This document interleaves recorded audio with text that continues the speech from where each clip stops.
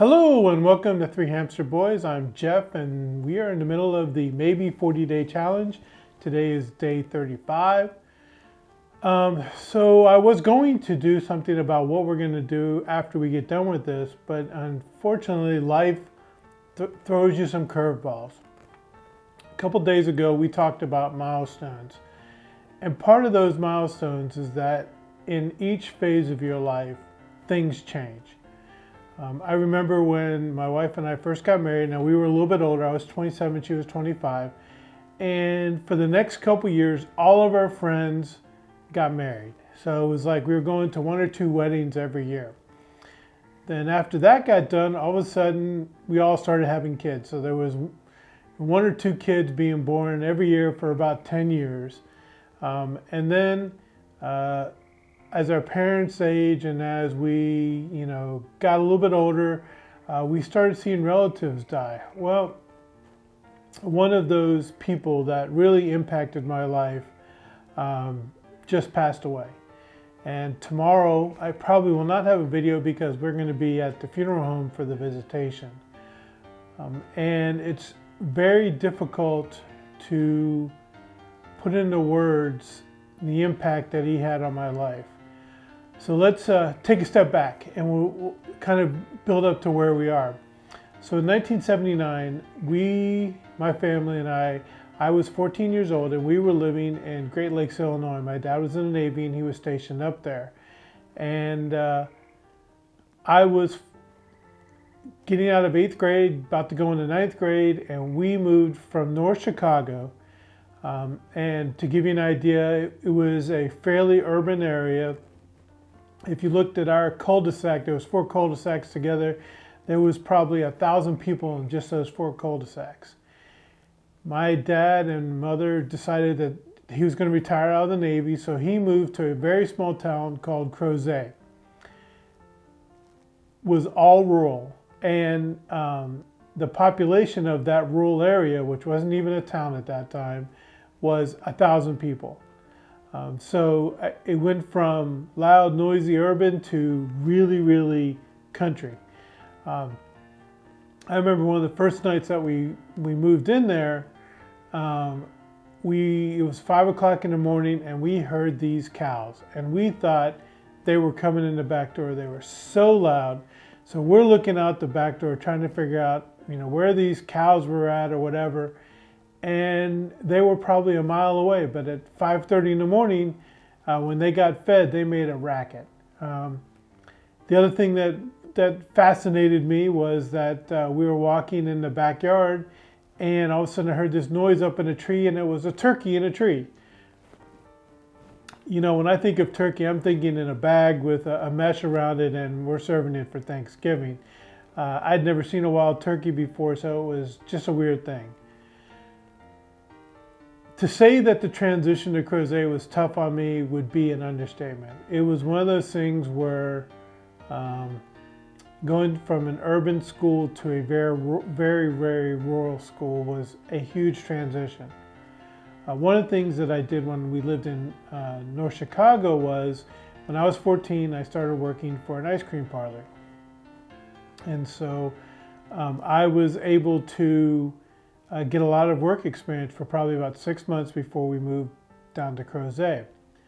When I turned 15, I made a decision that I wanted to get another job, and Virginia wasn't keen on hiring anybody under the age of 15, and the Baskin-Robbins in Charlottesville was opening up a new store in the brand new Fashion Square Mall. And so I walked in there with my letter of recommendation, just turned 15 and asked for a job. The guy who hired me looked at me strange, did not understand how a 15-year-old had a letter of recommendation, but he decided to hire me. There is a side part to this after a couple years, because I worked there all 4 years of high school. He knew the principal of my high school because his son worked at Baskin-Robbins also. And he had asked the principal about me and, could you go say hi to this guy and see what he's like? And so I'm in the cafeteria and I know nobody there. So I ate by myself, didn't want to have anything to do with anybody. It was just a weird place to be. And the principal sits down and says, "Hi, how's it going?" And I went, "Okay, I guess I'm doing fine." And I'm like, and he said, "Your name is Jeff, right?" And I went, "Yes, my name is Jeff." I guess I made a good enough impression on the principal. They got back to the owner of the Baskin Robbins, and he called me up and said, "I'll hire you, but you got to wear not ragged jeans and you have to get your hair cut," because I look like a hippie from the 1970s. So I got a job there. And for 4 years of high school, and really whenever I came home, I would work for him. When I got out of the Navy, I would work for him.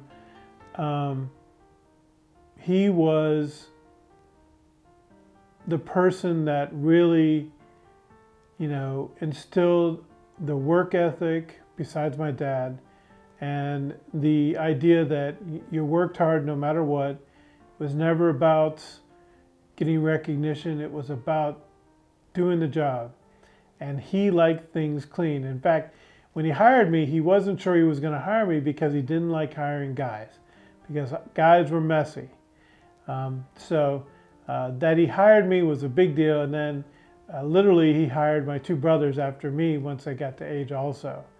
And my fondest memories in high school are not going to high school. It's working at Baskin Robbins. It's doing those things. It's being there with my brothers. It was just a remarkable thing. And the owner passed away. And tomorrow we're going to go see the visitation. But I think the most incredible part of this is going to be seeing the number of people that he impacted. There's literally, I would say, thousands of Baskin Robbins employees wandering around the world right now that know Alford.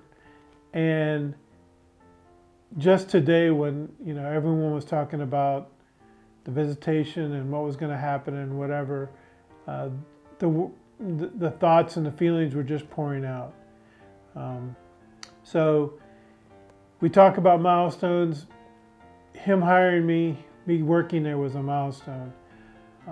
But a part of that milestone is that as you get older, there are going to be people that pass away. In fact, everybody does. And so we talked about my faith, and I know that he is a much better place, because as you get older, you start having health issues, and I know he's been struggling for the last couple years, and so the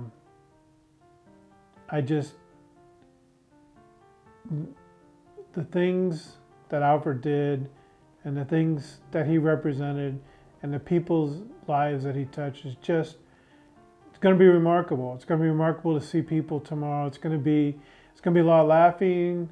It's going to be a lot of joy because of the impact that he had on all of us. So there's another milestone. It definitely makes a difference, and it definitely, just thinking about it, has had quite an impact on me just today. So kind of a sad, slow, kind of not so happy thought, but it really is a happy thought. He touched so many lives, and just so many memories of rushing back. And then I also get to see my brother. So my brother from Pittsburgh is coming down, so I get to see him tomorrow. So it's going to be good to see all the people that over the years, because that's been, hate to say it, but it's been, I was 15 and I'm 57 now, so that's 42 years ago. So it's 42 years of people that I've worked with, run into, been associated with. So it's going to be great to see that. Hopefully it's not too much of a downer, and hopefully you're thinking of people in your lives that may have passed away recently, or even just passed away in a not too distant future. But just think of them, and think of the happy thoughts that you had with them. Please follow me on my social media, Twitter, Facebook, Instagram, @3 Hamster Boys. If you like this video, press the like button. And if you'd like to see more of this content, I would really appreciate it. Just subscribe to this YouTube channel. So thanks for letting me kind of vent and reminisce. And I will see you probably not tomorrow, but probably the day after. And as we get close, we only got 5 more days left. Thanks for watching, and we'll talk to you in 2 days. Bye.